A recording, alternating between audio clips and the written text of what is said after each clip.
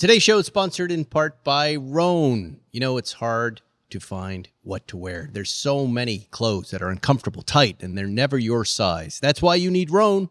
Rhone's commuter collection is the most comfortable, breathable, flexible set of products known to mankind, and here's why. There's a product for every occasion. Rhone helps you get ready for any occasion with the commuter collection, which offers the world's most comfortable pants, dress shirts, quarter zips, and polos. Mobility is everything. Rhone's comfortable four-way stretch fabric provides breathability and flexibility that leaves you free to enjoy what life throws your way, from your commute to your work to your 18 holes of golf, and you will look good, and it's easy. And what I love about it is I just bring it home, I throw it in the hamper, it gets washed, it gets dried, no wrinkles, and ready to go. So easy without the dry cleaning. The commuter collection can get you through any workday and straight into whatever comes next. Head to Rhone.com/Spike911. Use code Spike911 to save 20% off your entire order. That's 20% off your entire order when you head to Rhone, RHONE.com/Spike911 and use code Spike911. It's time to find your corner office comfort. All right, let's start the show.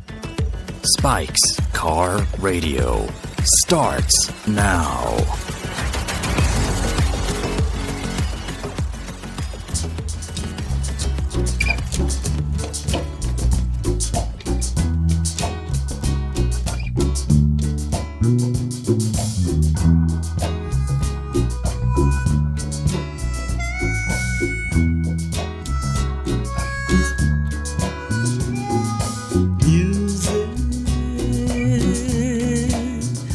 What we like to play. Yeah, yeah.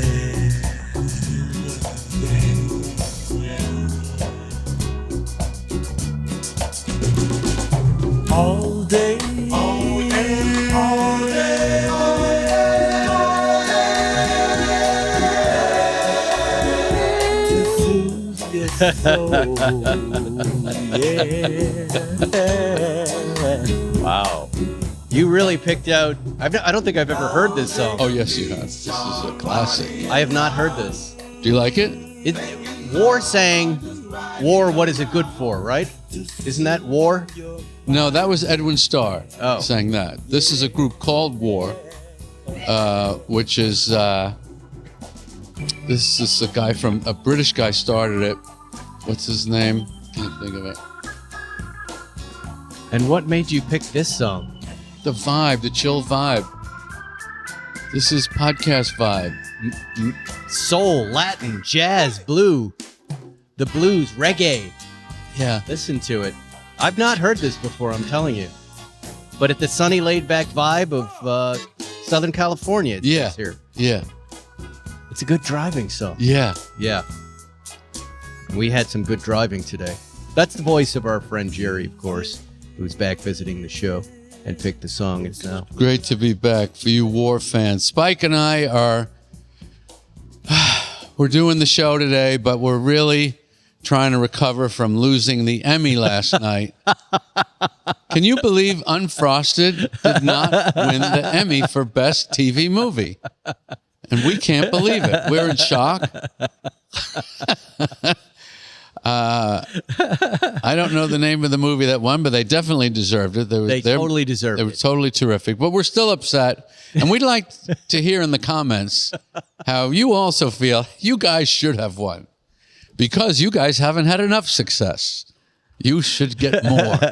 Have you ever won an Emmy before? Have you won? I've won one. I have one Emmy. One. That's hard for me to believe that you only have one. Well, I have 68 nominations, one win. 68? Yeah. So you're 1 for 68. Yeah.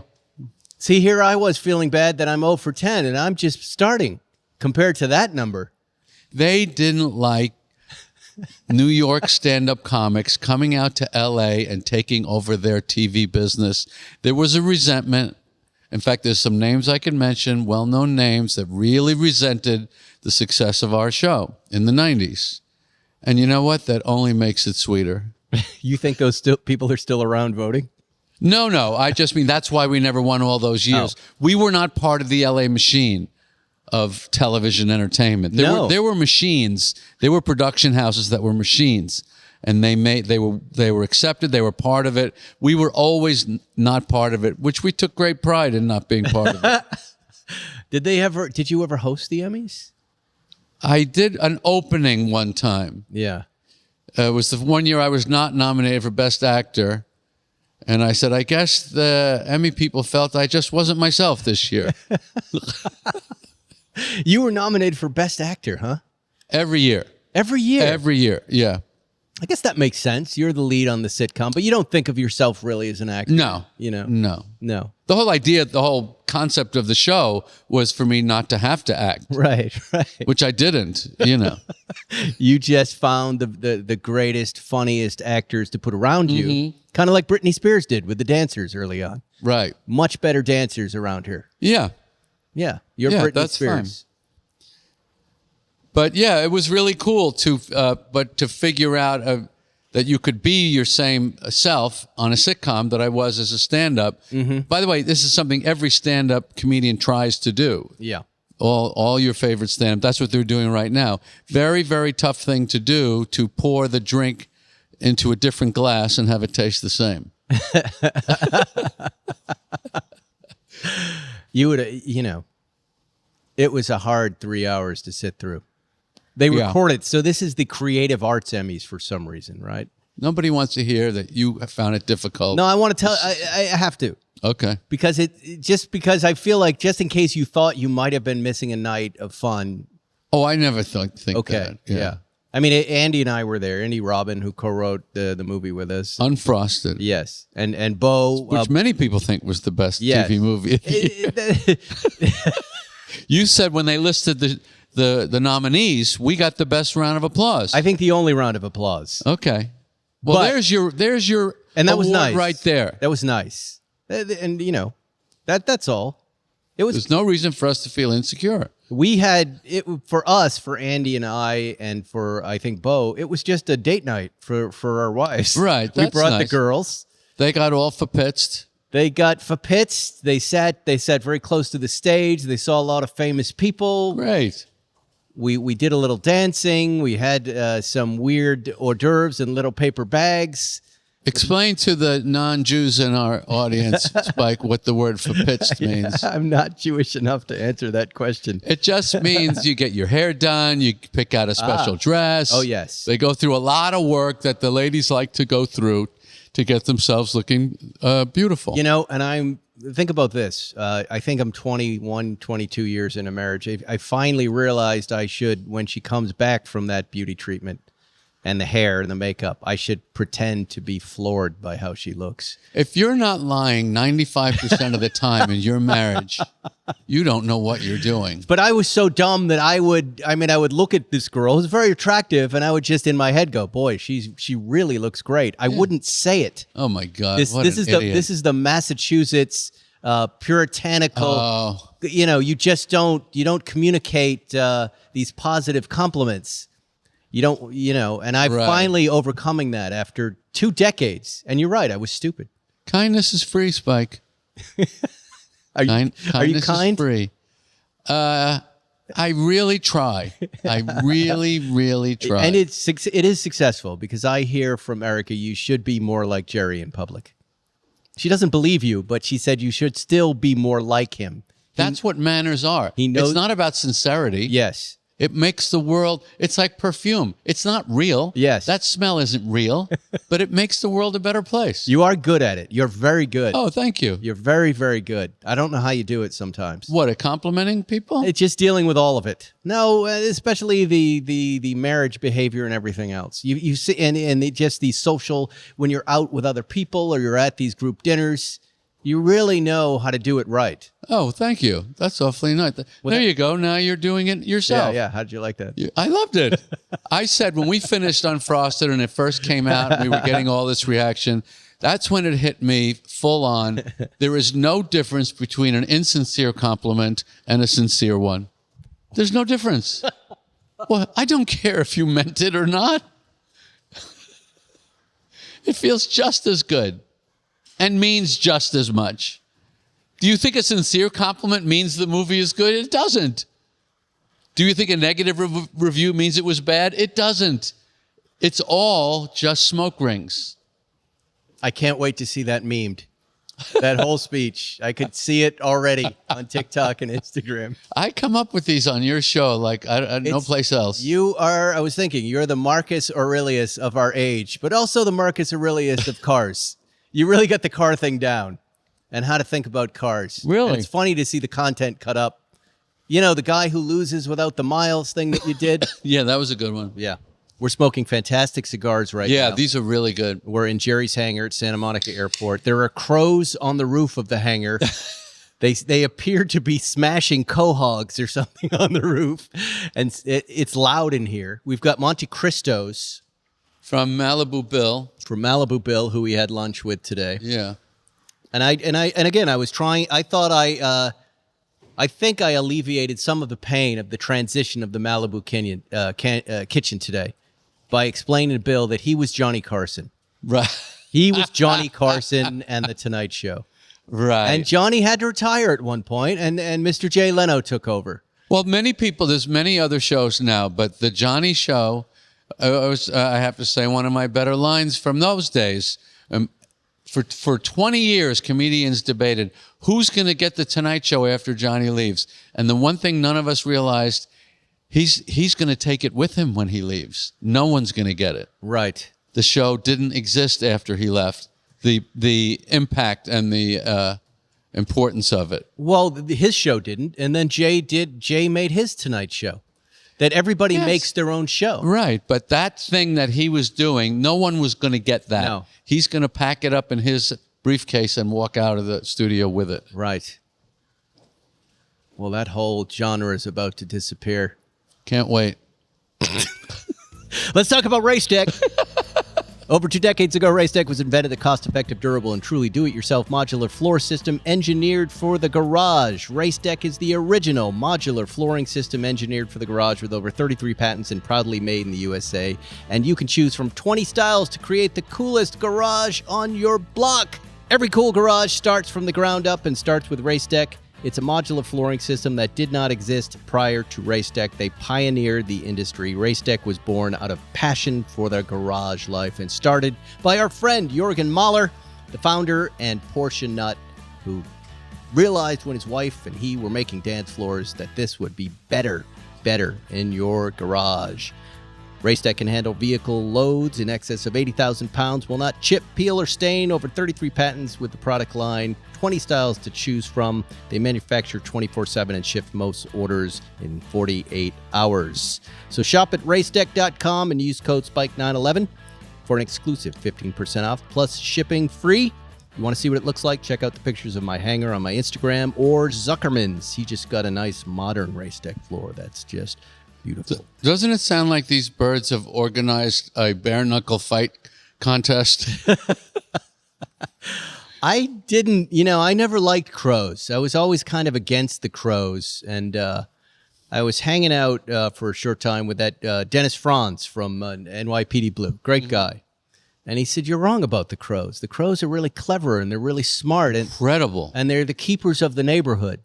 And they can be rascals and they can be noisy like they are now. But when a predator comes, and this has been true, when the mountain lions are in my yard or the coyotes, they're around warning everybody, watch out.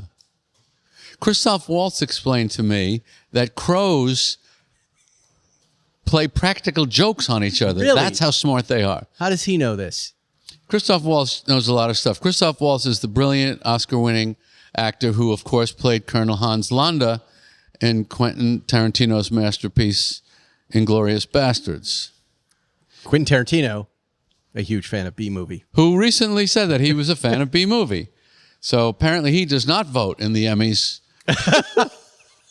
Or we would have won last night. But this is better than getting a statuette. Reading something like that is no question. No, so much better. So much better. I mean, who do you have? I mean, he's up there, top 1 or 2 favorite directors of all time for me. Yeah, right. Yeah, he's the the movies greatest. are incredible. That even went there with Bill Maher too, saying some nice things. Mm-hmm. But Christoph Waltz, he's a crow guy, I guess.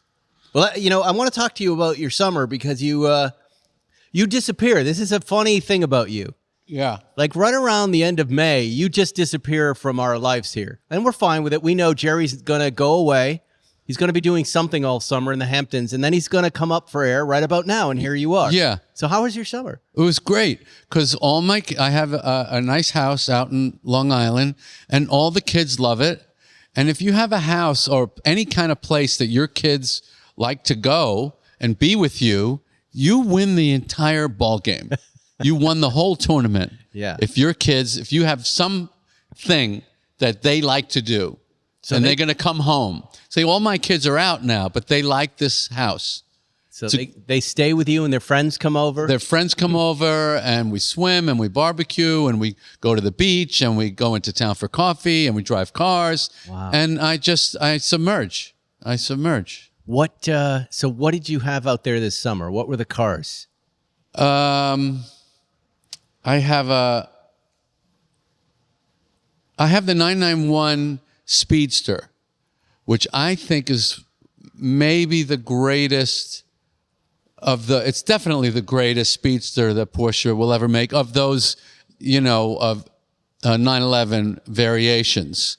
I had the 89. Those are great. I love those. All the other ones I don't care for. The 991 is the first one that Andreas Pruninger engineered. So it's a GT3 in a Speedster body with a GT3 engine and GT3 responsive handling and sound. And there's something about the configuration of the windshield and with the windows up that the air just flows over. And me and my son, sometimes we would just drive out to Montauk, circle around the lighthouse and just talk philosophy. Wow. Marcus Aurelius. I got him into Marcus Aurelius. He's into Marcus Aurelius. Totally into it.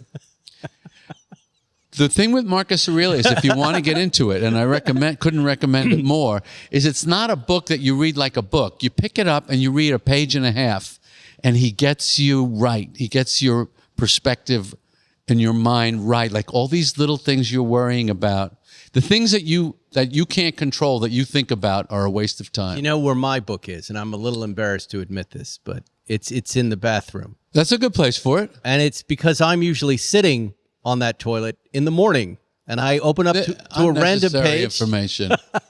All right, I open up to a random page. Yeah, right. And it starts my day right. There's always something to go, hey, yeah, stop, squirrel brain. Yeah. None of this matters. Doesn't matter what other people are thinking of you. Here's what matters. What you think of other people, how you disapprove of what other people are doing, and how they disapprove of what you're doing is a complete waste. Events of the world that you can't control, complete waste. The only thing you can really do something about is yourself and what you're going to do that day. Right. That's the one thing you can control. That should get all your attention. You should be making your Marcus Aurelius car book now. He didn't have cars back then. No. They had chariots and had chariot races. Does he talk about that? He does, yeah. What does he say about chariots? Well, they would get killed, and they loved it. It was that was their NASCAR. NASCAR's all about the wrecks. That's what he says? He doesn't say that, no, but yeah, they would have. What is he saying about chariots? I have not read any chariot Marcus Aurelius, but now I'm going to go home. There's chariots in there. I don't know. Chariot wisdom? I don't know about wisdom, but he does. He's into sports. He was into sports. They love sports in ancient Rome. They love sports. If you don't put miles on your chariot and then die. Here's what's funny about Marcus. The funniest thing I think in the book is he talks about books like we talk about the phone scrolling. He says, don't get yourself with all the reading. People just keep reading and reading. To them, it was a stupid kind of distraction. Look at these kids on their books. Yeah, that's all they're doing. With the books. They're Jesus. just reading all the time. Get your face out of the book. Yeah, go do something. Go do something. Nothing's changed. So wait, with the kids in the summer, like, because I told you I just had this great drive with Jack in the GT3 RS, and I was like, gosh, what happens when he asks if I can just take this by myself? Do they take your cars? No. We don't, that we don't do. What was your ice cream car? You used to go in an old VW? I had a 67 camper, and now I have a 68 bay window bus, like a 12-seater. And before they could drive, when all their friends would come over and they would want to go for ice cream like at 9, 10 at night. And in town, there's always these little ice cream shops. And that was the greatest. That's a good life. Yeah. But there's nothing like that now. No. They usually go off because they all have their own cars now. They all drive. You were telling me there were a lot of Broncos out there this summer in the Hamptons. You know, this Bronco thing, Spike. Yes, Marcus. I understand that it has come into vogue as a summer thing or a fun thing. It has. But Jesus Christ. Were there a lot of people driving the Bronco? Yeah. A lot of them. There You mean were. the new Bronco or the rest of The new Bronco. The new Bronco. A lot of new Broncos, and they look great. I like the new one. I do not like the restos. By the way, this was over in 93 on Melrose. Do you remember the Broncos on Melrose in the 90s? Yeah. It was over then. They were just too soon. Okay. But I saw somewhere a picture of Paul McCartney driving a new Bronco, and I was like, Yeah, there you he go. drives one. Yeah. He lives out there It's too. fun. In the That's summer. why it's fun. That's why we're loving this thing. It's fun. It's having another moment. I don't know about the old ones. I'm not saying that. Oh, But this new Bronco the new Bronco looks very well done to me. I've just never a been winner. in it. Yeah, is just a winner. yeah. The colors that you did are great. What kind of watches were you wearing out there? I wear my Hoyer. What does he call it? The auto. What's his car one? What does he call it? Who's that? Jack Hoyer. What did he? The Octavia. The Octavia. I have Yeah. an old Octavia. You were with me when I bought it at the Lit Show in Oh, LA. yeah. I wear that one. We a all lot. have that watch. That's Yeah. a great one. Yeah, I love that one. Different colors, and you have an actual Sifford Octavia. Maybe I do, but No, when you I was in definitely do. Singapore, I did a whole swing of shows in Singapore, Australia, and New Zealand. Mm-hmm. And I was in Singapore, and I went into a Casio store, and I bought a new G-Shock. The new G-Shocks. You know how they make the numbers, and there's like a little space between those little black LCD pieces? They eliminated the space. Wow. It's solid. It's fantastic. And that got you crazy. I love that watch. You wear it with your Nike Shocks. Is there any sort of... Is that why you were trying? It's a Sunday watch. It reminds me to really relax today. It's Sunday. Yeah. Every day, as like most watch guys, you have these watches are for these days. During the week, I like to wear the Breitling Cosmonaut 24-hour Cosmonaut watches. I'm wearing a Sheffield prototype in this lovely shade of green. So they're not going to produce it. That's just a test. We might. Wow, it's cool. It's nice. But the Sheffield SCR, the blue one, is going on sale next week. Next Wednesday again. We're going to make another batch of them for people Wow. who missed them. There'll be about, I think, a few hundred more. I got one. Yeah, we gave you number 9. Yeah, Number very 9. excited. And Very then excited. after that, we'll be launching. There are a couple of prototypes, but the new SCR watch, and it may be this green one, it may be this other one. I don't know yet. I haven't Right. decided yet, but yeah. You know, when I'm out here with you guys, your whole world is this watch and car madness, and all of the rest of your life is just kind of there to funnel cash into your madness, right? No. And I don't have that in the East Coast. What do you mean? When I'm out here with you, all I'm thinking about is cars and watches. Yeah. Well, when we're doing the show, that's what the show is about. But Yeah. When we're not doing the show, we're not really thinking about that. Whenever doing we what- go out to have coffee in the cars, that's all we talk about. Yeah, is but cars. that's what we're car friends. We're car friends, comedy friends, and kind of watch friends. right. Yeah, that's And true. nobody else wants to talk about that in our lives. Like Erica will last 10 seconds. If I Right, were but to- that's all you really want to talk about. Yeah, for a little bit. Sure, Yeah, right. sure. Like what we did today was exceptional. Yeah. It was a Monday. The PCH was empty. We were in beautiful cars. Yeah. It was sunny. It was hot, but who cares? Yeah. And we had a nice lunch and we drove. That's it. I can't even remember what I drove today. You drove a very beautiful Aga Blue, Oh, a 67 912 the most preserved thing I've ever seen. that I've ever seen. And I Yeah. bought it on Bring a Trailer. Yeah, I've heard of it. Bring a Trailer. Do not underestimate the quality of stuff that will just sometimes be sitting there on the internet.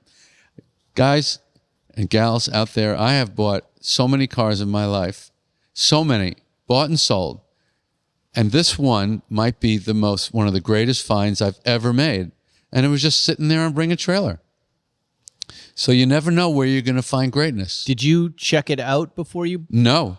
We just inspected the pictures really close. It had a great story, very well presented, but it looked legitimate. And we thought it was worth a shot. Let's see if let's gamble and maybe we'll get lucky. And it actually ended up being way better than we had ever imagined it would be. The car is stunning. Yeah. What are the miles on it? 40,000. Wow. 67,912. Never painted, never restored. You know, it reminds me a little bit of the vibe of the Ice Racer 356. Remember how the Ice Racer 356 looked like it could be in a Levi's store somewhere? Yeah. It just like looked perfect. God damn it. That car of yours today has that same vibe to it. Oh, really? It looks like it would be perfect in the middle of a really cool store somewhere in Yeah, Denmark or Sweden right. somewhere. And it's just perfection. Yeah. It's a piece of art. It's beautiful. Yeah. And the color is just this muted blue. Yeah. The interior is what? It's a Palomino. It's like a Palomino interior that, according to Zuckerman, they only produced for a few months and then they stopped for some reason. I think they probably thought it was going to get dirty and wouldn't look good, so they didn't make it anymore. But you know how when you get in a car that you love, you melt into the car, you become chocolate, you become a chocolate bar on a hot sidewalk, and you melt. And you become what the car wants. You become it. That's a great car. You don't. The car doesn't adjust to you. You adjust to it. You go. It knows what it's doing. I'm following your lead. Yes. You become the transformer, but you don't transform. You're just one with the vehicle. Yeah. I had that feeling in the 3 RS today. There are cars Really? that feel like an extension of your thinking. Yeah. And that. Well, that car's the ultimate of that. Yeah. Yeah. No, that is the most synaptic machine. That's what I told you last time I did the show. Right. I had just driven it, and you guys wanted to know what it was like. It's fantastic. And I talked about the synapses of the brain have never been shortened.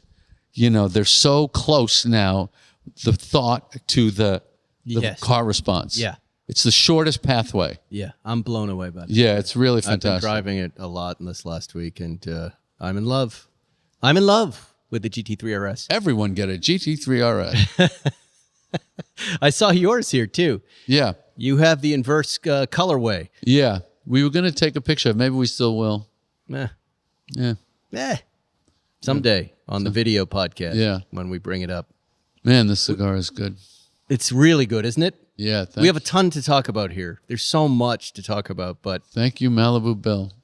I want to, why doesn't he just pivot into illegal Cuban cigars? He would do a great business. Yeah. Screw the cookies. He's already pivoting when he walks.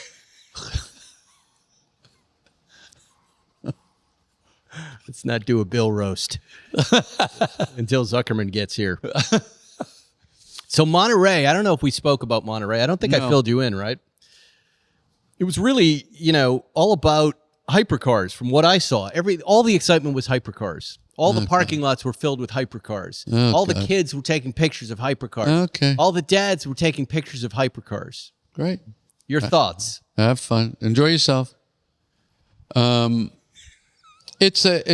Sadly, Yes. it's an extension of the attention-starved cultural moment we find ourselves in, where people are trying to figure out how can I get attention instead of how can I feel something that intrinsically and kinetically works for me. It's thinking about how other people react. And it's always the backwards way to do anything, is gauging reaction as opposed to what am I feeling inside when I'm doing this.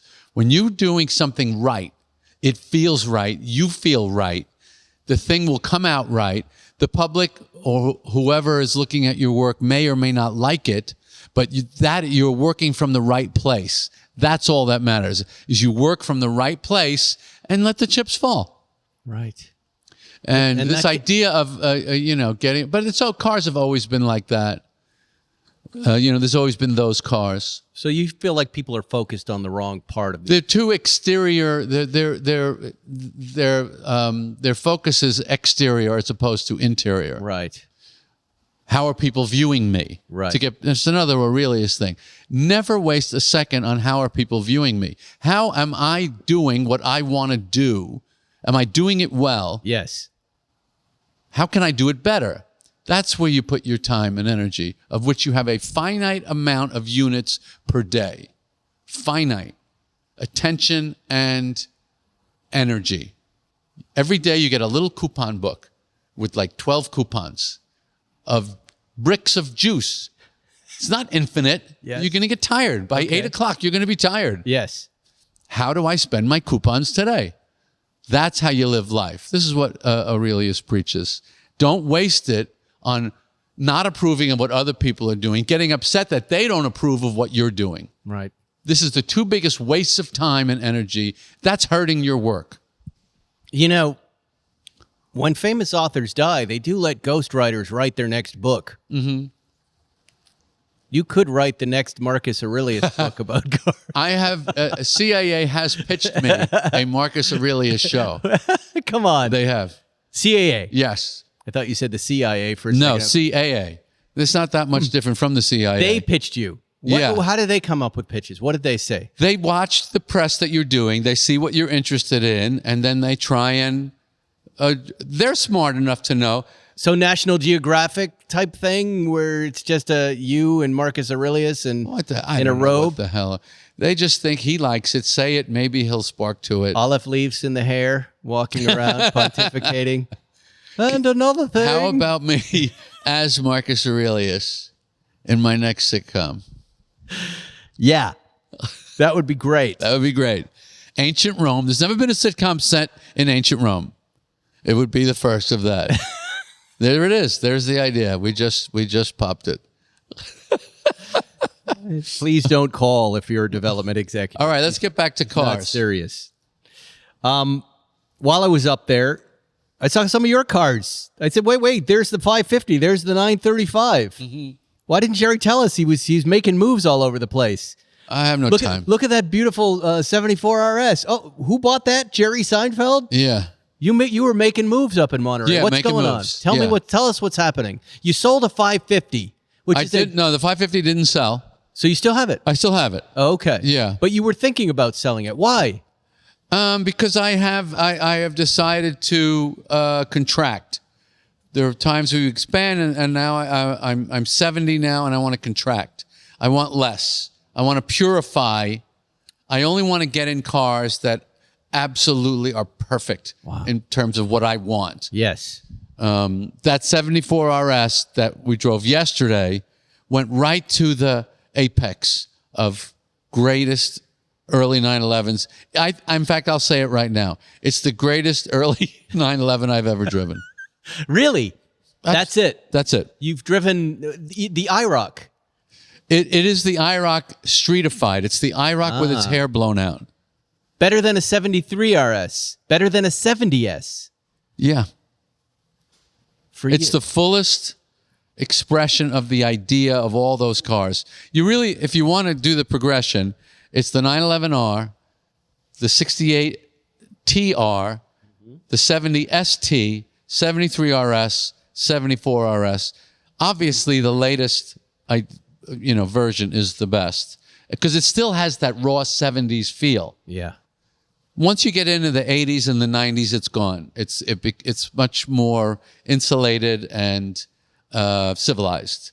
But the 70s, the early 70s cars, you know how they have that uncivilized vibe about them? Yeah. Well, this has that, but it's the most competent and resolved. The 3-liter engine has torque and smoothness.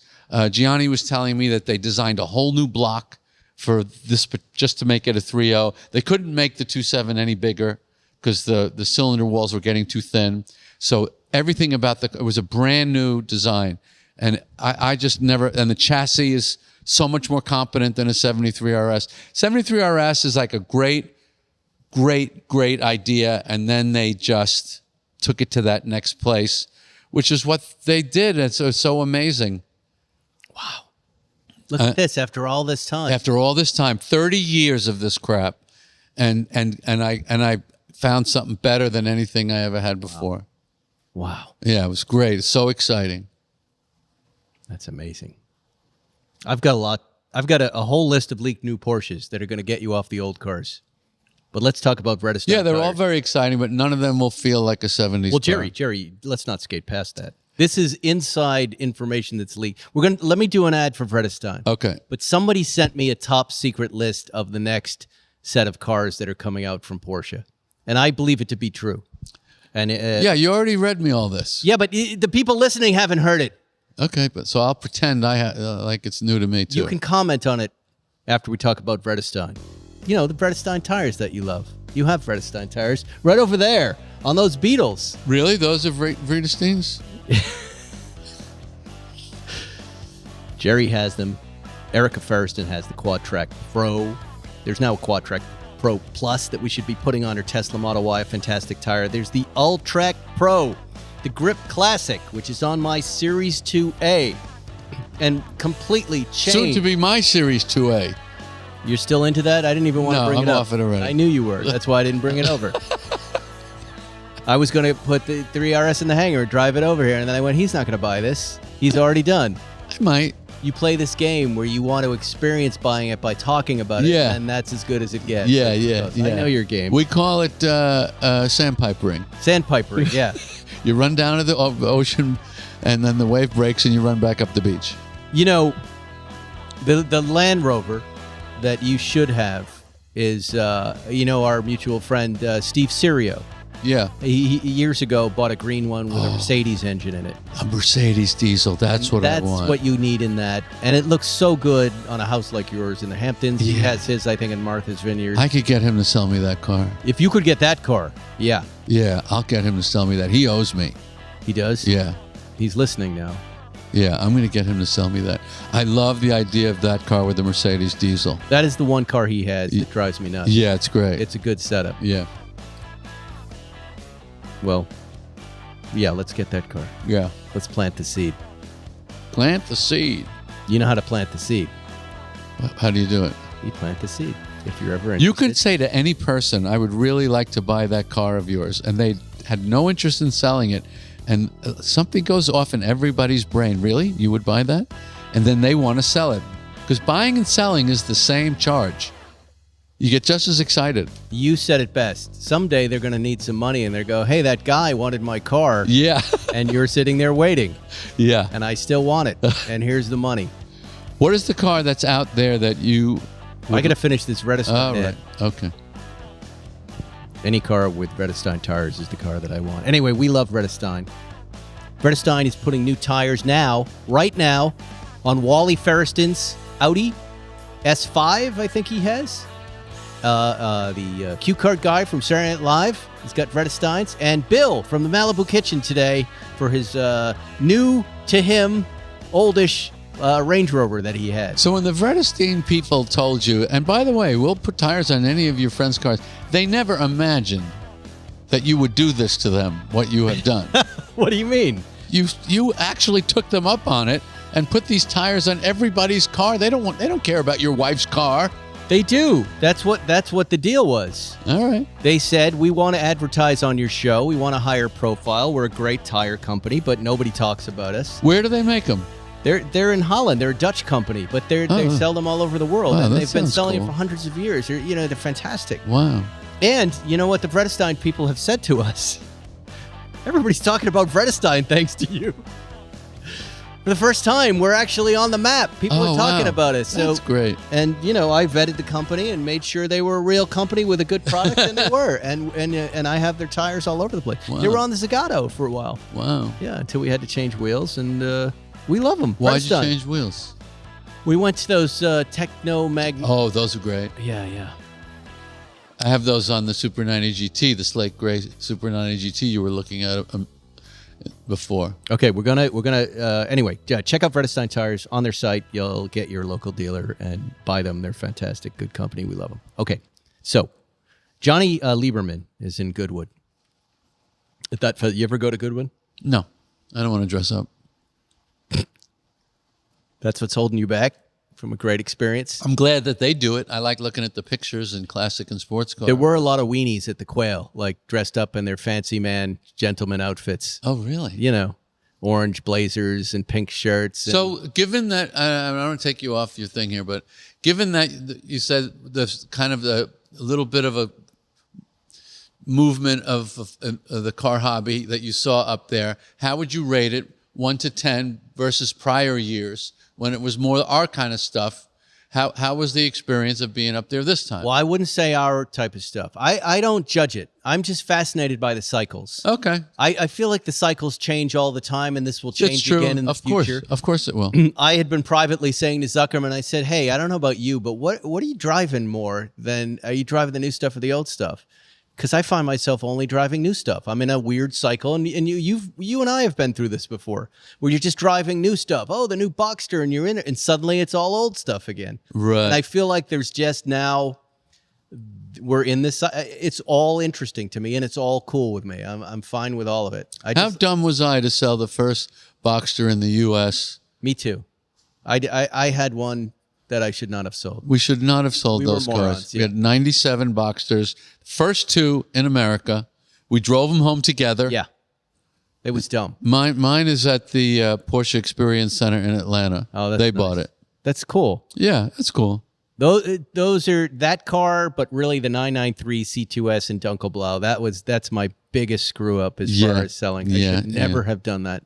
But we didn't know. We didn't know where it was going. Yeah, at the time, a Porsche would start to just lose its value after 3 years, and then it would just go on the decline. There was no real modern collectible car really yet. And I was just like, well, he drove it for a couple of years, and James Spader wants it. Here, take it. It's yours. I can honestly say, and I don't mean to boast in any way, I don't think I ever sold a car that I really regret. Mm-hmm. All the stuff I got rid of, it's like those relationships that you ended that you can't remember why you ended it. Yeah. There was a reason. Yeah. There was a reason. Yeah. I can't wait to see this. But you did screw up with the 993. I totally did. Yeah, that was a great car. Yeah. And it's like it is like the old girlfriend thing. You only remember the good, you don't remember the bad. But there are other, you could find a 993S out there. You've seen lots of C2S. Yeah, I could do that. Yeah. I've driven them. I drive yours occasionally, and I go, all right, well, there it is. Right. I'm having the experience, Right. but I don't need to come back here. Mm-hmm. I'm forward facing right now. Right. I like all new experiences. I'm Right. cool with it. Had you bought my Land Rover Series 2A, Yeah. which I'm not selling, I would find something else. I'd be fine. Yeah. I'd put something else there that leaks oil. Yeah. and blows blue smoke out the back. Yeah. All right, let's do this now, Right. which I think I'm going to do. There's a car in Zuckerman's collection he wants me to buy. This old Mercedes Sand Beige SL 560 or something. Oh, I love that car. And it's weird. And It's weird, yeah. And I Is it the SLC? It's the Sand Beige. No, it's not the gold one. That car he sold. Oh, it's This a one's got regular it's SL. got a Sand Beige interior and a Sand Beige exterior. Yeah. Erica likes it. Yeah. She would drive. She said she would take it with her friend on a vacation once if I bought it. You would have fun with that. And I thought, I've never owned anything like that. I think Yeah. I'll do that. I really want an old Mercedes. Beautiful build quality on those. Yeah. Tremendous. Heavy, though. Okay, look. So Johnny Lieberman gets, he's in England, and he goes, hey, he doesn't even say anything. He sends me this spreadsheet. He goes, check this out. And I go, what is this? He goes, read it. And it is a list of all the cars Porsche is about to release. I'm going to find it now. Hopefully I didn't delete it. Oh, here it is. And I called him today and I said, look, Johnny, you have the worst sources, the worst deep throats that are always wrong. However, the spreadsheet looks legitimate. Who is this person? He said, here's who this person is. And he told me a little bit about the person, and I now believe that this is real. It's not a representative from the factory, but it's someone who sounds like they would know these things. Okay. And Johnny asked me not to share this person's name, but I said, "How do you feel about these models and this leak?" And he said, "I think it's real." And I said, "I do too. It makes perfect sense to me." Yeah. And it's pretty exciting. Yeah. It's pretty exciting. Here we go. Okay. This is the top of the spreadsheet. And the first entry is true. 992.1 ends production. End of the base model 911 through GTS. End of August 2024. That's where we're at. It then says 992.1 Ren Sport R, special 4.2 one-off car. Doesn't say when that is going to be U.S. production. What is it again? 992.1 Ren Sport R, special 4.2 one-off car. This is a single car being made. One car? Well, what's the point of that? Who gets that? I'm probably talking to him right now. You're fake, not knowing what it is. Okay, 992.1 ST. All finished by end of 2024, which I think my build is being done. I think my ST build is December. I could get one of the last cars. On that subject, Yes, sir. I just got approved by Porsche to do a full leather rear tunnel on my ST special build, which I asked for. They hadn't done it. And they said, I just heard yesterday that they're going to do it. When you say leather tunnel, what are you talking behind the seats, that tunnel in leather. Oh. And how many thousands? I don't know. And Special Wishes had to approve that. Yeah, yeah. That's a fun email. Those conversations are fun. Yeah. The no's not so much. 992 Hybrid GTS. We've heard about that. The announcement July 2024. Also correct. U.S. production late October. Now it starts to get really fun. 992 Turbo. No wing, wide body, Sport Classic knockoff, no side inlet. Still possibility of a manual from the Sport Classic. Non-hybrid, but rear-wheel drive. 600 to 650 horsepower. Announced next month. The Sport Classic, as anybody knows who's experienced it, is one of the greatest cars of the 992 range. Have you seen the prices on those? No. They're up in 800 or 900 right now. Yeah, it's an absolutely, it is so much more fun than a turbo. It's unbelievable. You almost didn't get it. That's correct. You're talking to the guy who talked you into it. It was based on this car, right? Yes. We were at Cafe Lux. Right. And I said, look at the inside of your car. Yeah. That's the interior of the Sport Classic. That's where they got the color. From your car. And Yeah. You're driving it in this moment. That 57. And you said, what am I 356. going to do with this? Yeah. I go, if you don't like it, sell it and make money. Right. Like any of us would. And you love it, right? That turns Absolutely out to love be it. the car, by the way. It is the car. I've made you a lot of money. You've made me a lot of money, though. You've made me more money. Probably. The 917 alone. 992 Turbo S. Hybrid all-wheel drive, 700-ish horsepower. Announcement October 2024. It gets more exciting. You ready for this next one? Yeah. 992.2 GT2. Not an RS and hybrid and rear-wheel drive only. So it's not an RS, but it is hybrid and rear-wheel drive, 750 horsepower. They're going to announce that April of 2025. What's the horsepower on the Don't know. 991 GT2 RS? The GT2 RS is 610? Somewhere, it's So under this one is 700. what? 750. Wow. So there's a GT2, a plain old GT2. We talked about this, I think, in the Matt Farrer show, followed by also a GT2 RS, non-hybrid, maybe more than this in horsepower as what we are seeing in the Mustang GTD. Will have enough combined aero and horsepower to beat the GTD at the ring. Roughly 800 horsepower is the guess.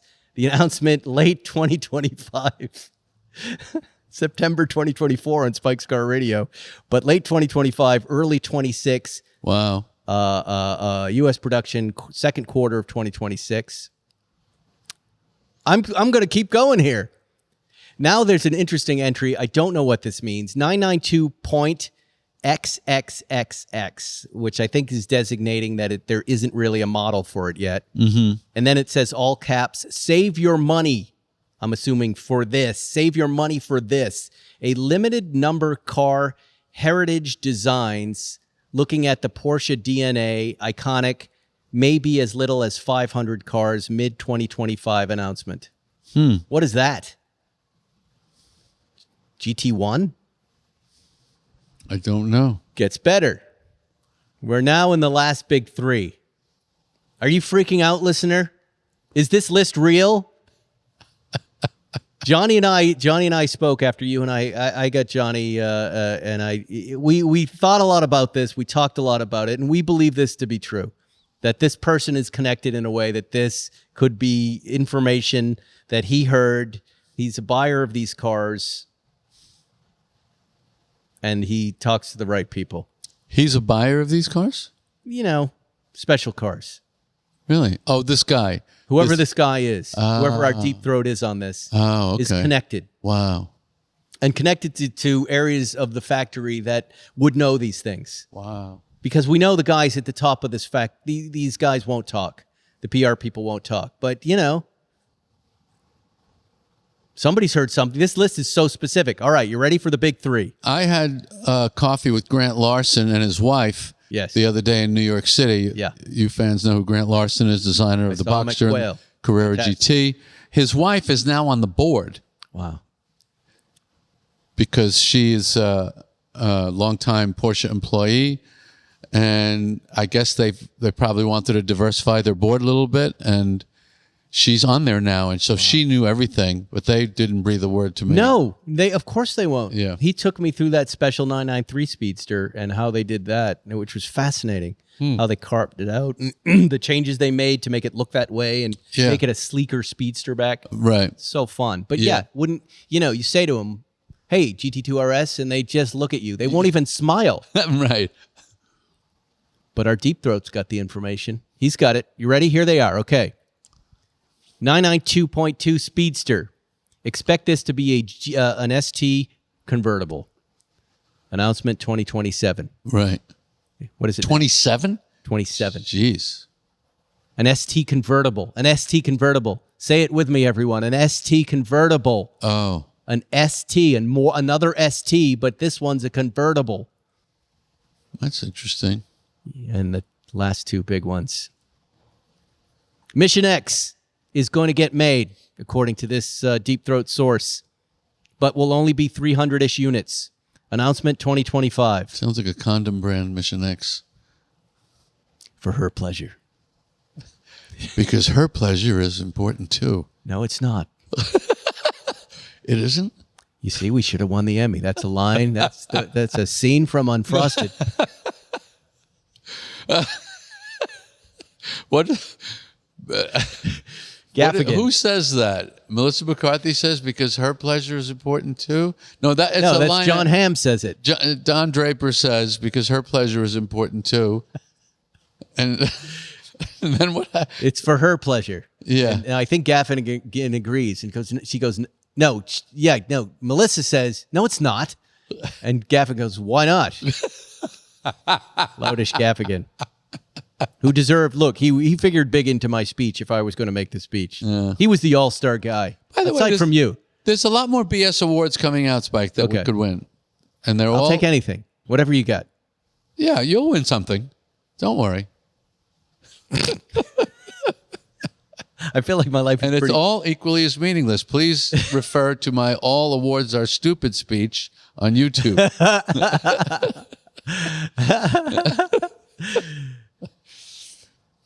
Yeah, no, I'm not bothered. It's fine. We had a nice night. It was really fun. It's fun to be around TV people. I love TV people. It's better than the school people, you know what I mean? Yeah. TV people are fun. Yeah. There are lots of fun out there. Sure. And these were the real people, the crew that makes the shows, you know. Right. The real heroes of any production, the crew. Right, right. You know, so it was hair and makeup and choreographers and, you know, the people who do all the work and don't get celebrated. So it was nice to see them. If that helps you. Okay, Mission X. So here's what I find interesting about Mission X 300 units. You know, a while back they announced that car and then they gauged interest. Did you express interest in buying one? No. Not in so many words, but... Zuckerman and I did. Oh. But I'm guessing they didn't get a lot of interest in it, and so therefore there'll only be 300. Oh. Or they don't have the manufacturing capacity because they're making the new 918 replacement, which I am about to report the final entry on this list, which will be announced next year, 2025. Are you ready, Jerry? Yeah. And this is all it says here, and I'm just going to read it verbatim on this spreadsheet. Drop a bomb on me. Think Valkyrie. Right, Aston Martin. Valkyrie-like, 963 units. What does that tell you? 963 units. Yeah. 963 Porsche 963 road car. 10K V8 twin turbo hybrid. Sounds like we're borrowing. What does 10K V8 mean? Sounds like we're borrowing something from the Lamborghini. Oh, 10 cylinder? What does 10K mean? I don't know. Someone out there is screaming right now. 10K V8. But I think that V8 twin turbo hybrid is a Lamborghini engine. That's fantastic. Right. Taking the one ring time away with less than 6.35 minutes. So they're really going to go after these Nürburgring records. How come Announcement. someone hasn't died trying to set one of these records? I'm sure they have. All right. 2025. Production third quarter 2026. All right. That's pretty big news. This is pretty big news. It's not news. What do you mean? It's a leak. You trust this leak? Does it? It sounds right though, doesn't it? Yes, it does. But, Does this? Are you nervous about this? nervous? Yes. No, nothing makes me nervous. Nothing? Nothing. I have no fear. What about social situations? Like, That makes me nervous. That does make me nervous. okay. What did you get excited about on this list? Like a Road 963 makes me crazy. Where are we going with that? Huh? I know where we're going with it, to go get coffee. You famously were offered the 918 and you said, I don't want it. Yeah. You rejected it, and now it's one of your favorite things. You Yeah. love that car. And you're And right. I went to the seminar where they explained all the technology, and they went through this hour-long description. I think I've told this story on the show before. And they said, any questions? And I raised my hand. They said, yes. I said, let me get this straight. It's $1 million car to save gas? I'm buying $1 million car to get good gas mileage? That's what I'm doing? And what did they say? No, it's technology. The 918 is just going to go up and up and up. That car is so good. A hybrid 963 race car is a pretty exciting idea. A very exciting idea. It's hard to picture that as a streetable configuration. The Valkyrie. They say the Valkyrie, and that has been, we're looking at it on the streets right now. I thought that's a track-only car, the Valkyrie. It might be. I think it is. I'm pretty sure it is. It's track-only. That's why it's so extreme. Who was just driving a Valkyrie and broke down? Wasn't there just an F1 driver that was driving one on Instagram and his car broke down? It was the Valkyrie, I thought. There's got to be a place you can do it. Anyway, they could make that a road-going car. They could make this essentially the new 917. You know, when Porsche did that 935, that was track-only. They're not going to make a track-only car. I don't think that's going to be that. That's not the Porsche philosophy to me. The Porsche is exotic technology and a practical platform that's usable. Porsches are usable year-round. That's what makes them cool to me. Well, the 918 was a street car. This will be a street car, too. Right. That doesn't get you excited? Everything gets me excited. I'm excited about everything.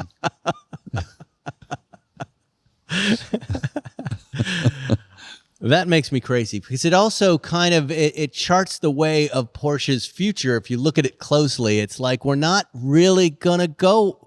You know, that Mission X was really a big statement about we're about to jump in whole hog, all electric. Yeah. But if you look at the moves kind of behind the scenes, they bought Rimac. You know, they've invested now in Rivian. Maybe they feel like they're kind of covered their bases on electric. Right. Like Volkswagen Group has, and why don't we do something exciting with this? I have heard from some people that there is a growing group at Porsche that is not so sure that we need to go so electric. Wow. Not so sure. Well, this would be a strong indicator that they are thinking that way. What are you looking at? Just Valkyries on the road. What a car. Here's one on the street in xenon gray being driven in England. Look, right there. Wow. There you That's go. wild. I mean, come on. Yeah, that's pretty wild. And if you look at what's happening with these hypercars and these resto mods and everything else that are going on, it kind of makes sense. Yeah. Porsche would make a $2 or $3 million crazy 963. Why not? Right. There's okay. money there. Isn't a 963 a 4-cylinder hybrid turbo? This wouldn't be. This would be a V8.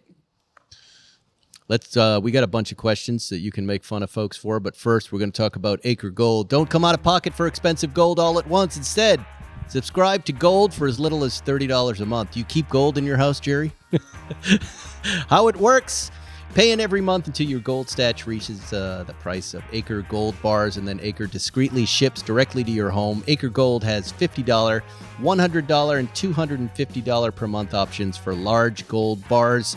Acre is backed by some of the same team who funded Liquid Death. There was a lot of Liquid Death at Ronnie Chang's comedy event last night. Yeah, I looked over. My wife was drinking Liquid Death, and I'm like, how did you get that?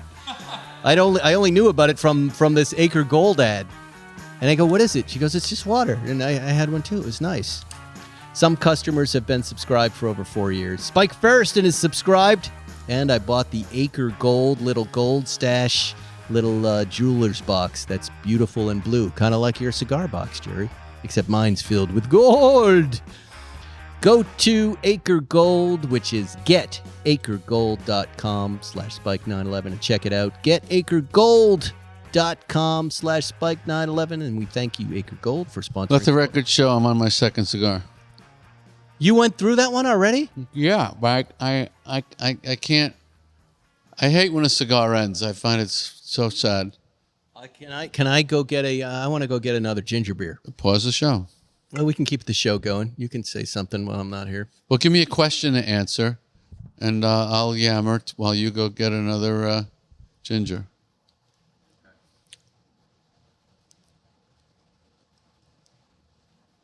You said you read the questions. Was there one you remembered that you wanted to answer? There were a lot of good ones, but I don't remember them. All right. You want it to be a car question? Yeah. Okay. Joseph Burrows wants to know, out of all of Zuckerman's cars in his collection, which one would Jerry like to own? Jerry. This is completely backwards. The question is, out of all of Jerry's cars, which one would Zuckerman like to own? Nobody that has my cars envies Zuckerman's cars. Next question. You are correct. Not true. I'll tell you what. He's got some great stuff now. I'll tell you the best car he has. He has got the world's best, I think, Super 90 GT in champagne yellow. That is a world's best. His yeah, that's a great car. I also I think he has a 53 bent window 356 coupe, but I have a 53 also, but mine's better. You tried to buy... Everything I have is better than everything he has. You tried to buy the 73S, too? It's not better than what I have. It's worse. It just has sentimental value because I owned it in the 90s. You just said and you'd it never... appears in the Marble Rye episode on a snowy street in Manhattan. It does. I was there that night. That's what makes that car cool. I wanted one of my cars to appear in the show. What a fucked up shoot night that was. Yeah. That same night, I decided to bring my not well-trained dog to set, and it attacked one of the horses. Do you remember that? No. And I didn't even have it on a leash. What kind of idiots were we? And you've got this 73 RS on that street in New York. It was so completely ridiculous looking. Yeah. But it's great. But you said you never regretted selling a car. Now you're saying Yeah, regret is like a strong feeling that I don't. I can think, I wouldn't mind having that back. But after I've driven the 74, all those 73s are just set them on fire. So is that deal dead? No. What the hell? Don't you understand? It's a gambling addicts. They don't care if they win or lose. They just want to keep playing. Okay.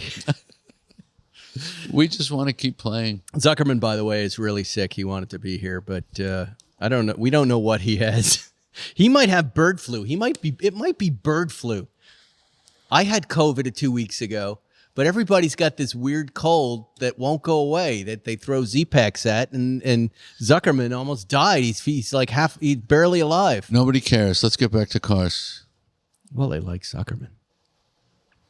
MP Murph wants to know, if you were going to explore Ferraris, I want to answer this, which car would be your entry point and why? Would I be correct in assuming that you would be interested in the Dino? To be perfect, I have to be honest here. The only Dino I've ever driven was your yellow one, which was a fantastic car. Gorgeous. The engine, incredible. The drive experience, sensational. The steering, crap. And I cannot go from Porsche steering to 70s Ferrari steering, which is junk. The steering, to me, is the essence of the experience. If the steering is good, and Porsche steering is always the best, and I just can't compromise on that. So as much as I've always loved Dinos, I wouldn't want to own one because they're just not precise. You're not wrong. That's why I sold that car. I drove it for 12 years, but... Wow. 12 years you had that? Yeah, but after 10, I stopped driving it because Right. it didn't drive as nicely as the Porsches did. Yeah. But I had a nice time with it. It was fun. And it was the only reason I bought it is because back in the day, I drove Mr. Letterman's car, and it was such a wild experience right out here, outside these gates. My Ferrari peak was honestly 328s. 308s and 328s in the 80s. I love them. Yeah. And I would love a 328. What about a 288 GTO? I drove that car and it felt like a 959. The build quality on a 288 GTO is incredible. I drove one for a Comedians in Cars episode. Who was it? Bruce Hornsby? Was it the Hornsby episode? It was Bruce Hornsby in the range. That's good. Okay, PVeer 8020. This is my question. And thank you, PVeer, whoever you are, for writing it down, because I had forgotten to ask it. But I was confused by this. What does Jerry think about Bonhams auctioning a 1998 Porsche 911 Type 993 Turbo Coupe, marketed as the last air-cooled 911 to leave the Zuffenhausen factory during the model's original production run? Two-word answer. Not much. Yet was completed before Jerry's own 4S. Did you own the last 993, right? Yes. So this car isn't the last 993. No. It's the last one to leave the factory, but it wasn't the last one made. It just had a bunch of special stuff. Oh, whoa. Back up. You mean it was the last one to leave the factory, Yes. but not the last one made? Correct. So it just, they forgot to pick it up? No, they were just doing a lot of special wishes crap on it that took forever. But isn't that an argument that it was the last one completed? Look at me. You're frowning heavily and dropping the mic. Who cares how long it took to complete the construction of the car? I have the last serial number. That's the last one made. There you go. It's the picture. All the factory workers gathered around the car and took the picture. Look it up on the internet. This car, it looks like a nice car. What's really horrible about this car is on the rocker, the guy put, the last lunch or something, last hurrah, some stupid thing he put on the rocker panel. Right. It's lame. So this is the second to last car. It's none of that. It just lingered there being completed. So he's they're trying to position it as last something, but it's nothing. And the serial number that's a mic drop right there. That's the final serial number right there. That's it. You're right. Yeah. That's all that matters. That's right. I remember seeing that photo of everybody around that car. Yeah, that's the car. God damn it. What are these weasels at Bonhams doing? Well, this is the guy, he hyped it up as this, whoever the guy was. Okay. Fine. Go ahead. Have fun. But don't you as Bonhams go, hey, that's not true. Let's not say that? It is the last one to leave. That doesn't make it the last one built. Unless you consider stitching part of the build. That's what Spike's Car Radio is here for, to set the record straight on this stuff. Okay. Because I was confused by it. I was like, I immediately said it to Zuckerman. I go, what's going on here? And he goes, I don't know. I thought Jerry had the last one. He goes, yeah, somebody's lying. They're not lying. They're just, they're fudging a little. Mm-hmm. You think that car is valuable? No. JFish 2026. What is your favorite cereal, Jerry? I get this question a lot. Okay. And I always say it depends on your mood. If you're depressed, Frosted Flakes is always the way to go. It is? Yeah. That is the greatest antidepressant. You got a little tobacco on your teeth there, too, Cigar Boy. Front ones. Just go like this. It's the very front. The very front. Look at that. That's a nice look. Mets beat Blue Jays. Awesome. 3-2. You heard about that whole Seinfeld night with the Brooklyn Cyclones, right? Sure did. Biggest ever. You know, I got myself invited to it because they have a Little Kicks dance thing, and then I screwed up the dates, and I couldn't go this year. Is it gone? It's gone. Okay. Yeah, you look good. Yeah. You should go to that. We might go next year. Who's we? You and me. I'll totally go. And Larry David. I told the Mets to put me down, but if you're going, I'll just stand off to the side. But I don't know what we'll do there, but you know what's really funny to me, if Larry does go, is that I pitched you and Larry that story the first year, the Elaine dancing story, and he rejected it. Really? Yeah. Wow, your memory's amazing. I guess it's your shit. Well, no, it's like you remember when you got a good story that gets rejected. And look, I probably didn't pitch it right. I was always so intimidated when I was in front of you guys, and I'm a very, very nervous, anxious guy. And it's a very abstract idea. But that was our favorite kind of idea. Yeah, but unbelievable the number of iconic shows that you generated, which I don't even know them. I mean, I know the Soup Nazi and the Little Kicks, but you probably did a bunch of other ones. Muffin Tops. Muffin Tops. Wow, yeah. You really contributed a lot of great stuff. Well, it was a great car that I was just gasoline. Yeah. I would walk in and tell you guys stories. You know the story of the Soup Nazi is me sweating bullets because I pitched a bunch of stuff you didn't like. Right. And one of you guys just said, what's going on in New York? Where are you eating these days? Like, there's a Soup Nazi guy. And you started, Soup Nazi? That's your episode. And I went, what? And then you pushed me out of the office and closed the door. The car was the 911 of sitcoms. It was such a great, brilliant design. You could do 1,000 different versions of it that work. The show. Yes. Yes. The 911 of sitcoms. Now you got more tobacco all over. You just put more in there. What are you doing? Chewing on that thing? I don't know. It comes apart. All right, let me find another question. But that Mets thing would be really funny. It's very entertaining to see that. I don't see it. It's gone. Okay, you're good. Yeah, now you're good. You're swallowing it. Okay.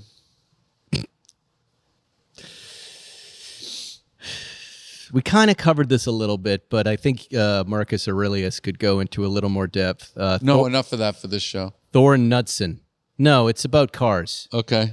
How do you decide when you're making this decision to sell a car and move on? Is it when you park and walk away and you don't stop to turn and look at it? What's the moment? Have you ever thought about the exact moment where you go, you know what, this is it? That is a good question. Yeah. Is it somebody having to ask you what would you sell, and are you deciding in that moment, or are you suddenly just sitting there going, "I'm going to," you're driving. This car's got to go. Look, you can have a car that is an absolute perfection experience for you, and you can have a bad drive in it, depending upon, right, as we know, the 4 factors. Yes. The day, the car, the road, and your mood. Yeah. That's not a good way to sell it. It's not a good time to make that decision. Because it could be just a bad drive. You always have bad drives with any car, and you have great drives, but it's the consistency of greatness, that you get out of the car and go, wow, I really had the experience I wanted to have when I got in it. And you get out of it and go, boy, I really like the 912 today. I got out of that car and I was liquid. Yeah. It was like, boy, I really wanted the only reason I drove it is I wanted to show it to Bill. I really wasn't in the mood, but the car changed my mood into how great it is. Wow. And I just felt like I was flying. I was like a kite flying afterwards. So every car has its batting average of how often you drive it and get that thing you want, that feeling you want of connection. So when 3 out of 5 times you don't get that feeling, that's when you start thinking about selling it. There's also an interesting cycle that I experienced with, Zuckerman and I are always switching cars, that you pick up whenever we plan Z a car, right? Yeah. Like I'll go pick up the GT3 RS. I'll say, hey, I'm going to get that car this week. It'll be clean. It'll have a lot of gas in it, full. And I'll go drive it for the first time. And those first day drives are always the ones I'm looking at. Like, am I still enjoying this thing? And then now I've had this car, I think, for about 2 weeks. And I've done a bunch of drives. And I'm feeling like, okay, the cycle's kind of done now for me driving this car right now. Right? I'm going to fill it up. I'm going to get it clean and drop it off for him. Right. But the great drives were mostly at the front. The first week had a lot of great ones. And then, it's getting dirty and you got a quarter a tank of gas and you might take it out to the grocery store and you're like, okay, this is all right. And then, you said you're coming out. So I had the car cleaned. I gassed it up and had another great drive in it. But I'm at the end of my 2-week enjoyment cycle of this car. Probably going to bring it back tomorrow and get into something new. But I look at that whole 2-week period of that, right? Mm-hmm. And lucky enough to be able to drive lots of different things, so I can get that variety. And then it'll be 3 weeks, maybe a month before I get back into it. And then what's that first day like when I get back? The depth of the quality of the machine is when you don't drive it for a while and you get back into it. Like you'll drive that car in another month and it'll start all over again. If it's a great car, which that car is a great car. The double wishbone suspension, the adjustable ride, which you didn't seem to feel today, even though I adjusted your car to be a little softer. That was the fun part, watching you make those adjustments. Yeah, it was fun. The magazine store. Yeah, it's just the steering in that car, isn't it crazy? I played with it when we were driving home. Yeah. I was able to do all the changes and switches. It was fun. Yeah. It's just it's a really pure machine. It's just a little big. 992s are big. But the reason that car is big is so they could change the front end to be better, which it is. What is the best smelling car you've ever driven? Best smelling. Best smelling. That 73 RS is one of the best smelling cars. That 73 RS is one of the best. That's got a good smell. Your 993, that last made 993 has a good smell. That C4S. Yeah. That makes me a little crazy. My 1956 European, 356 European, which is an unrestored 56 coupe that's really cooked up, the horsehair and the carpeting and the leather. That car or my 59 GS Carrera, which is an all-original car. Yeah. Also, unbelievable. That's the greatest smelling car. 59 GS Carrera. If that new car smell is off-gassing, what are we smelling now after all these decades of off-gassing? It can't be still off-gassing. What is making... What's off-gassing? Well, they say that new car smell is the off-gassing of plastics and other glues and things of a new car, and that's why it goes away and people try to preserve it, but it's breaking down a little bit before it's settled. Yeah, but we're not talking about new car smell. We're talking about old car smell. Yeah. What is old car smell? Old car smell is old carpeting and leather, plastic, and... decay. Further paint decay. And stuffing. Sam Theitmas was the opening shot. This is for director Jerry Seinfeld. In Unfrosted, when the boy sits in the diner, was this a Norman Rockwell scene? I love your movie. Thank you. It was. We got the idea from the famous Norman Rockwell painting. You did. Yeah. This was your directing. Yeah, I remember you calling me with it, going, I've got it. Yeah. Norman Rockwell. I love it. It's one of the things that made the experience for me, that we got to recreate that, and it fit the movie. Right-hand drive cars. Do we hate them? Do we like them? Do we not care? Bruce Cordry. Only if it's British. My Morgan is right-hand drive, my +8, and I wouldn't have it any other way because I want to be as British as I can when I get in the Morgan. Mike Gugert wants to know, would Jerry ever consider buying Willow Springs for us? Any question that starts with, would Jerry ever consider buying, pass. There are the 3 stages of life. We've said it on the show. The dreaming of things, the acquiring of things, the getting rid of things. Right. You are really going to curate a collection. I can't wait to see the final curation of cars. That's fascinating to me. What's left, you mean? Yeah. Yeah. It's still it's going to be a massive collection, but what's left? Yeah. I already know. You do. Yeah. Save it. You do? Yeah. I know all the cars that Are you cannot done? leave. Have you finished? No. Where are you in the process? A quarter of the way. You know, Zuckerman and I have always The been... weird thing that I got to deal with is, should I sell them as my cars?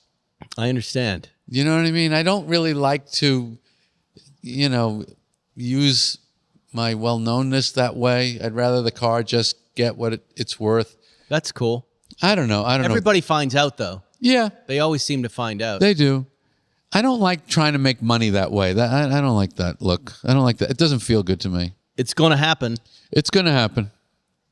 but you've made a lot of money making jokes Yeah. into a microphone that you should do what's comfortable for yourself. But you are going to be one of those Steve McQueenie guys. No. I'll never have that allure.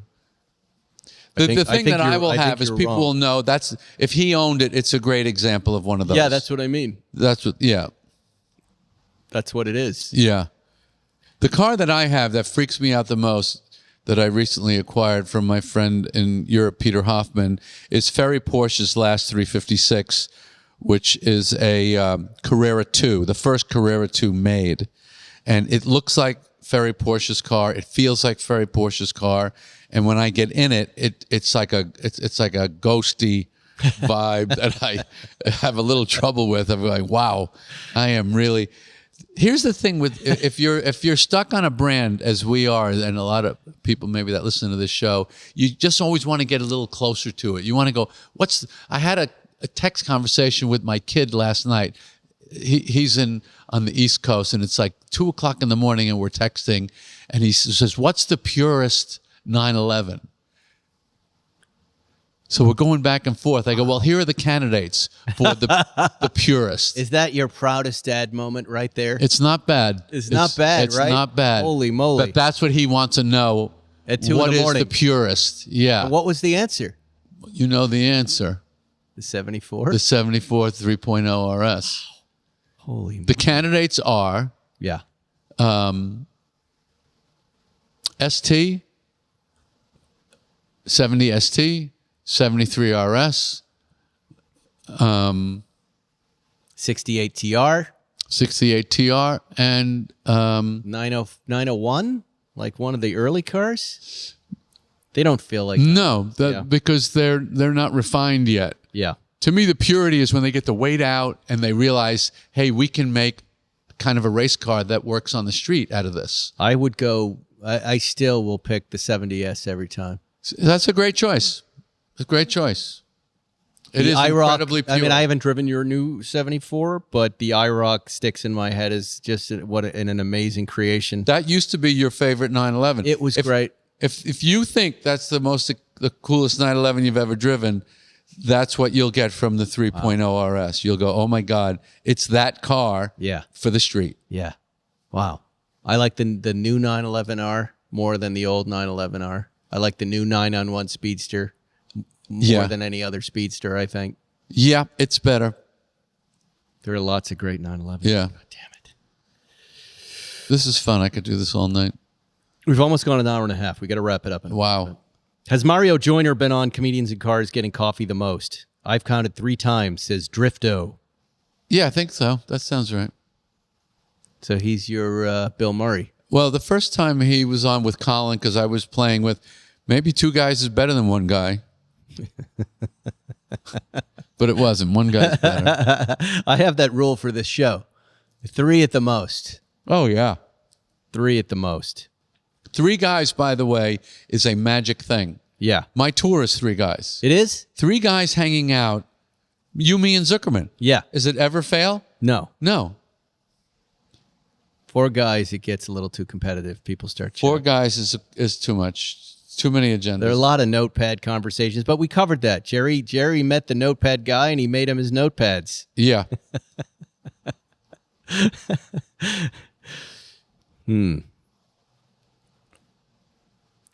All right, hold on. I'm going to look for just one more. There's look at this. Carson Coffee 804. Do you like jazz? You just said that into a microphone and it got 11 million views on TikTok. Yeah. What happened? You were just on the street and signing autographs? The girl had a poster and she asked me to sign it. And she says, could you say it? Say what? You like jazz? And she had, do you like jazz on a poster? Yeah. Oh, that's great. And it's I saw it on TikTok, right? Yeah, that was the TikTok. There were 11 million people. Yeah. Yeah, it's 3 seconds. So funny. But yet you won't do a B movie sequel. Okay. I might. We're not going to win any awards, so we might as well do something. I liked your idea of starting with B8, as if we've been making the sequels all along and you just haven't seen them. No, B4. B4. Okay. Yeah. I missed 2 of these? What do you mean Jeff Bezos has taken over the hive? And he gets all the honey now? And we just work for him? That's B4. Maybe we're recapping B3. Hold on. These are comedy questions. What does Jerry think about comedy roasts? I don't think we like those. Nope. They're always kind of brutal, right? I have a hard time watching them. They feel mean. They are mean. Yeah. That's what we like. That's why we like The Godfather. What if you just did whatever the hell you wanted? Just killed people you don't like. But you know, some people have launched careers off of it. Amy Schumer. Remember before Amy Schumer was Amy Schumer, she was Amy Schumer at the doing these roasts. Oh, really? And she was like, God, there's this female comedian that can stand with the guys and is so much funnier than them. Any female comedian can stand with the guys. If you can do that, if you've navigated it and established yourself, you're just as good as any of the guys. Is your wife Jessica driving a cool car? Yes. Sir Mahal wants to know. She's driving a white Dakar and she loves it. Come on. She loves it. Yeah. Really? Yeah. She thought the look of it was too masculine. And I go, that's what's cool about it. It's like a woman wearing a man's watch. It's cool. That's unbelievable. Yeah. Wow, that is super cool. Yeah. Me and my son talked her into it. Just try it. Just try it. She got in it. She drove it and loved it. Wow. I saw one today. I saw one on Sunset Martini. Have you driven one? Into the Palisades. Porsche was sending me one, and some journalist, they won't tell me who it is, crashed it. And they said, you just got to wait. And then Monterey, and then they all disappeared, and they said, sorry. We don't have it in the press fleet anymore. I've never driven it. I hear it's amazing. It's amazing. It's just got a unique vibe. You think, oh, what's the big deal? It's raised up. It's got some steel plating underneath. So what? It's just a GTS. No, it's not. It's its own thing. It's a different thing, and it's really cool. Okay, final. And I've driven it on the beach. Final question. The Dakar? Yeah. Where can you drive a Dakar in the Hamptons? Yeah. After 5 p.m., you can drive right onto the beach. Which road leads down to the beach? In East Hampton? All of them. And it does well in the sand? Yeah. I don't even turn it to off-road mode. You just drive right onto the sand. Look at me. Look at me. I'm in rat patrol. I'm driving my Porsche on the beach, killing sandpipers. Ha ha ha ha. Smoking my cigar. I'm Jerry Seinfeld. If you want to survive as a species, it's your problem. I haven't seen that on page 6 yet. We good. Have you ever fished out of the Dakar? That'd be great. Put some pole holders on the front, catch some blues, some stripers. Wow. You were living the life, Jerry Seinfeld. Why not? Living the life. All right, last one. What colors, and this is a British guy, obviously, Mark Tepp, what colors, COLOURS, is Jerry into these days? The same. Black, white, and blue.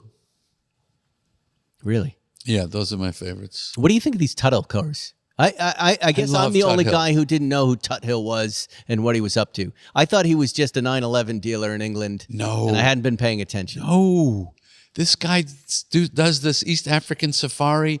He sets up these cars. They do they bring you down there. They run the race with you. They have mechanics.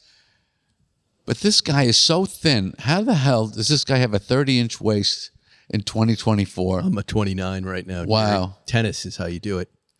But race car drivers are thin. I like Tut Hill because he has a modesty and a focus that I don't know. I think he's the coolest. He's really my favorite guy out there now. So why not a 911K? What do you think of all these high revving cars suddenly? 11,000 RPMs, 12,000 RPMs. The 911K. I'll tell you what. I'll tell you because I'm in a place where if the car has no historical relevance, it just doesn't. I don't want to go. If I want to go faster, I'll drive something newer. I want to feel the history. That the 73 RS and the 74 RS is when they went, hey, wait a minute, this car can do way more than we thought. Okay. This platform has a potential that we had no idea. Remember this? You know the 73 RS story. We'll never be able to sell 500 of these. Remember that? That's what makes that car great. I want that experience when I get in it. I don't want a better version. I want to go back to 73. That's what's fun. Because I have a historical, I'm fascinated by the history of the company, right? Not just the cars. I love the story of the progression of what they figured out with this idea, starting in 49 all the way to today. They just kept going with this one idea that everybody said was a bad idea. Right. Don't hang the motor out over the back. It's going to screw up the handling. They wouldn't give up on it. The stubbornness and the stupidity of it and still making it work, I identify that as a stand-up comedian. That's an insane idea as a way of life. You're going to just, you think you'll be funny and that's how you're going to make a living? Are you crazy? So that's why I relate. I love the Porsche story. But so the new cars don't have any story. They have no history. Of course, but if you were around in 63 and buying 911s and they come out with a 901, you would not buy it then. Why? It's a new model with no history. What? You hear what I'm saying? No. They've got 356s, but they've got this 901, this new kind of Porsche. It's the first year. How do you know Tut Hill isn't at the beginning of a great story? He's not Porsche. He's Tut Hill. Yes. Porsche wasn't Porsche until he was Porsche. It could be. Yeah, you could be right. You hear what I'm saying? Yeah, maybe. Any of these guys. Gunther, who's the other outfit that's making the singer? Roof. How do we know these guys aren't at the beginning of their Because they stories? just don't have the technical, the size of the engineering department and the thoroughness of the engineering. None of those cars, come on, none of those cars drive like a real Porsche. They're different. They're interesting to some people. They don't. Have you driven them? No. So there you go. I'm deep. I'm into the deep cuts. You are. You are an historian of this brand. Yeah. My thing was I wanted to tell the story through the cars. They started here, then they went here, then they went here. Mm-hmm. And that's what I'm into. And the cars that I felt are the most pivotal moment, we call them moment cars. We invented that term, moment cars. Yes. 3.2, late 3.2 911s. This was a 993 C2S. Right. 73 RS, moment cars. It all worked perfectly. You look at a band, their songs, their catalog. What were the songs? Simon and Garfunkel. You could go through there's 6 songs. Yeah. That's it. It all came together in that song. Yes. Beatles, same thing. This album. Tons of great stuff, but there are those ones. So those are the cars that I pursue. The ones where it all came together with this one. There you go. What a show. Great show. It's been fantastic. Yes. You really are the Marcus Aurelio of cars. You really are. You're helping us. You're helping us understand this thing we're a part of on deeper levels. Yeah, And not that's be what's fun. discouraged and how to make decisions Yeah. and how to be okay letting things go and bringing new things and experiences into your life. Yeah. Yeah. It's fascinating stuff. I feel like we're at the beginning too. And we've reopened the doors to Malibu all of a sudden. We're driving again. We're driving to Malibu. We're stopping at we have 3 breakfast places We have now. 3 different spots now that we go to. Isn't it great? Great. Isn't life great right now? It's great. Live it up. It's going to be over soon. Well, thank you for being on the show. I guess we're going to hear a lot more from you in the coming year, right? The last boy went out the door. He's in school.